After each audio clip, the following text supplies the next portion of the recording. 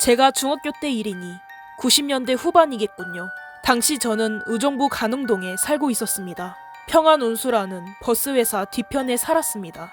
외삼촌도 가까이 사셔서 주말이면 초등학생 사촌동생과 자주 어울려 놀았습니다. 외삼촌 댁에는 조그만 뒷산이 있었는데 사실 산이라기보단 돌, 모래, 잡풀들 그리고 나무 몇 그루로 된 조그만 언덕이었습니다. 우리는 그곳을 빡빡산이라고 부르며 메뚜기 잠자리도 잡고 모래썰매도 타며 오랫동안 즐거운 시간을 보냈습니다. 일종의 자연 놀이터인 셈이었죠. 빡빡산을 기준으로 오른편엔 삼촌댁이 있는 주거지역이 위치해 있었고 왼편은 숲이 우거진 산이 있었습니다. 그리고 숲이 우거진 산과 빡빡산 사이에는 동네 주민들이 갖고 놓은 텃밭들이 크게 있었습니다.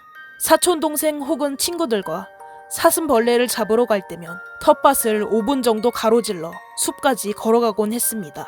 빡빡산에서 정말 많은 추억을 쌓았는데요. 하지만 보통의 아이들이 그렇듯 우리는 무언가에 푹 빠져 있다가도 금세 다른 곳으로 관심이 넘어갔습니다. 당시 팽이치기가 한참 유행하기 시작하면서 빡빡산은 우리의 관심에서 멀어졌습니다. 그렇게 한동안 빡빡산을 잊고 살았는데요. 그러던 어느 날 친구들과 놀러 나가려는데 어머니께서 저녁은 외삼촌 댁에서 먹을 거니까 놀다가 그리로 오라고 하셨습니다. 저는 알겠다고 대답하고 하루 종일 친구들과 정신없이 팽이치기를 하며 놀았습니다. 그렇게 놀다 보니 어느새 날이 어두워졌고 저는 친구들과 다음 날을 기약하며 삼촌 댁으로 달려갔습니다. 도착해보니 어머니와 외숙모가 한창 식사를 준비하고 계셨습니다. 어머니는 아버지와 외삼촌이 퇴근해 집에 오실 때까지 밖에서 놀다 와도 좋다고 말씀하셨고 신이 난 전 사촌 동생을 데리고 밖으로 나가려 했습니다. 그런데 동생이 저를 붙잡고 말하더라고요. 외삼촌이 스케이트보드를 사줬는데 같이 타자고 말이죠. 한층 더 신이 난 저는 자리에서 펄쩍펄쩍 뛰었습니다. 전 어디서 스케이트보드를 탈지 머리를 굴렸고 한동안 잊고 지낸 빡빡산의 언덕이 떠올랐습니다. 그렇게 전 동생을 데리고 빡빡산으로 향했는데요. 오랜만에 찾은 빡빡산은 더 이상 제가 알던 빡빡산이 아니었습니다. 아스팔트 도로가 생기면서 주변이 깔끔하게 정리가 되었더라고요. 구체적으로 말하면 언덕 중간까지 아스팔트가 깔려 있었고 언덕 위에서 보니 나머지 길은 숲이 우거진 산을 왼쪽으로 감싸듯 비포장으로 이어져 있었습니다. 그런 빡빡산의 모습을 본 저는 놀이터가 사라졌다는 아쉬움보다 스케이트보드를 더 재밌게 탈 수 있겠다는 생각이 들떴습니다. 아스팔트 길을 끝까지 올라간 저희는 보드를 타고 짜릿한 스피드를 느끼면서 정신없이 놀았습니다. 그땐 보드 타는 법을 몰라 좀 특이하게 탔는데요. 잘 타는 오빠 언니들처럼 서서 탄 게 아니라 동생과 제가 보드 위에 나란히 엉덩이를 붙이고 앉아 썰매를 타는 것처럼 보드를 타고 내려왔습니다. 그렇게 타도 정말 재밌더라고요. 놀다 보니 푸르스름하게 해가 떨어지면서 날이 어둑해졌습니다. 너무 많이 타다 보니 엉덩이가 아파왔고 동생과 두어 번만 더 타고 집에 가자는 얘기를 하며 다시 언덕길을 올라갔습니다. 그렇게 우린 마지막으로 언덕길 위에 섰는데요. 앞에는 정돈된 포장도로가, 뒤에는 몇 미터 앞도 보이지 않는 깜깜한 비포장 도로가 펼쳐져 있었습니다. 보드에 오른 우리는 아래를 향해 달렸습니다.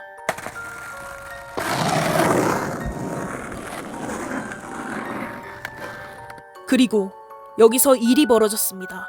보드를 타고 포장도로를 내려가는 중간에 앞을 보니 하얀색 옷을 입은 누군가가 우리가 올라왔던 언덕길을 아주 천천히 올라오는 모습이 보였습니다.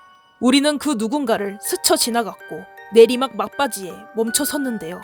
그런데 도파민이 터진 사촌 동생이 또 타자며 말릴 새도 없이 언덕으로 냅다 뛰어 올라가더라고요. 당황한 저는 보드를 들고 동생을 부르며 따라갔습니다.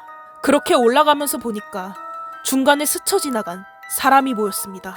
하얀색 블라우스에 땅에 닿을 듯 말 듯한 하얀색 긴 치마를 입고 있었습니다. 고개를 푹 숙여 흩내려진 긴 머리 때문에 얼굴은 보이지 않았지만 아줌마나 할머니가 아닌 언니 같은 느낌이 들었습니다. 하얀 옷은 저물어가는 해 때문인지 푸르스름하게 빛이 나는 것처럼 보였습니다. 그 언니는 앞만 보고 터벅터벅 언덕길을 올라가고 있었습니다. 저희는 움찔했지만 그래도 언니라 그런지 그렇게 겁을 먹진 않았던 것 같아요. 우리는 조용히 그 언니를 지나쳐 언덕을 올라 다시 보드에 앉았습니다. 저 언니 뭐지? 몰라, 누나. 얼른 출발하자. 우리는 또 그 하얀 언니를 스쳐 내려갔고 저는 집에 가자고 동생 손을 잡았는데요. 그런데 동생은 진짜 마지막으로 한 번만 더 타자고 조르더라고요. 그때 딱 잘랐어야 했는데 그날따라 이상하게 마음이 약해지더라고요. 저는 정말 마지막이라 말하고 우린 다시 언덕길을 올랐습니다. 그렇게 다시 언니 옆을 지나쳤는데요. 언니는 아까처럼 고개를 숙이고 언덕길을 천천히 올라가고 있었습니다. 동생도 뭔가 부자연스러움을 느꼈는지 누나, 이것만 타고 얼른 집에 가자. 고 하더군요. 다시금 언덕길을 내려가는데 저는 문득 이런 생각이 들었습니다. 오르막길 너머는 아무것도 없는 숲뿐인데 이 밤에 저길 왜 가지? 갈 이유가 없을 텐데. 한번 무서운 생각이 들자 쭈뼛쭈뼛 온몸에 털이 곤두서는 느낌을 받았습니다. 전 발에 불이 나도록 브레이크를 걸어 언덕 중간에 보드를 멈춰 세웠습니다. 놀란 동생은 왜 그러냐 소리쳤고 전 본능적으로 언덕 오르막길을 올려다봤습니다. 그 언덕길에 하얀 옷을 입은 언니는 없었습니다. 그리고 다음 순간 우린 누가 시키지도 않았는데 왼쪽으로 고개를 돌렸는데요. 있었습니다. 숲풀 사이에 있는 나무에 그 언니가 두 손을 나무에 기댄 채 고개를 오른쪽으로 돌려 우리를 보고 있었습니다. 아니, 정확히 말하면 우리를 보고 있는 것 같았습니다. 거리가 멀어 이목구비가 잘 보이지 않았는데도 시선이 느껴졌으니까요. 우리는 멍하니 서로를 바라보다 부끄럽지만 제가 먼저 소리를 지르며 도망갔습니다. 언덕 내리막길을 내려와 한숨을 돌리니 사촌 동생이 같이 가자며 눈물 범벅으로 뛰어오는 모습이 보였습니다. 미안한 마음이 든 저는 동생 손을 잡고 서둘러 집으로 가려 했는데요. 그런데 동생이 보드를 두고 왔다며 가져와야 한다며 눈물을 흘렸습니다. 정말 금방이라도 오줌을 지릴 것 같이 무서웠는데 그래도 누나라고 그 말을 들으니 책임감이 생기더라고요.